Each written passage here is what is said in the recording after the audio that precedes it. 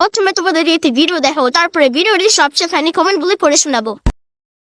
সুমি আমাকে বলল, মা ফ্রায়েড রাইসের সঙ্গে চিকেন কষা হলে তবেই তো খাওয়াটা ভালো হবে। ঠিক আমি তোমায় বলেছিলাম ফ্রাইড রাইসের সঙ্গে আলুর দম আমার ছেলে মেয়ে খেতেই চাইবে না। আরে তুমি কি জানো না ফ্রায়েড রাইসের সঙ্গে কেন আলুর দম করেছিলাম? সেদিন ছিল সোমবার, তাই ফ্রায়েড রাইসের সঙ্গে নিরামিষ আলুর দম করেছিলাম। দেখলে তো মাংস আমাকে এনে দিতেই হলো। হ্যাঁ, তোমাকে তো এনে দিতেই হবে, কারণ ছেলে মেয়ে তো বললো মা এর সঙ্গে একটু চিকেন কষা হলে খুবই ভালো হয়। সুমিকে আমি বললাম ফ্রায়েড রাইস তো অনেকটাই রয়ে গেছে, তাহলে মা আজকে তুমি চিকেন কষাটাই করো, কালকের ফ্রায়েড রাইস দিয়ে আজকে ঠিক খেয়েই নেব।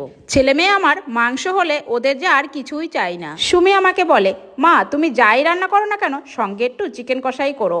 এদিকে দেখো, কথা বলতে বলতে আমার রান্না বান্না পুরো কমপ্লিট, আর সুমিকে খেতেও দিয়ে দিলাম।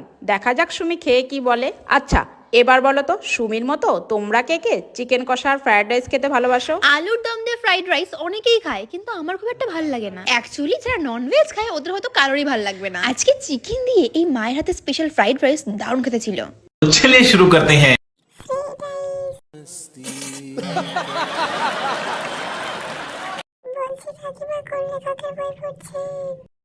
আর বাইগান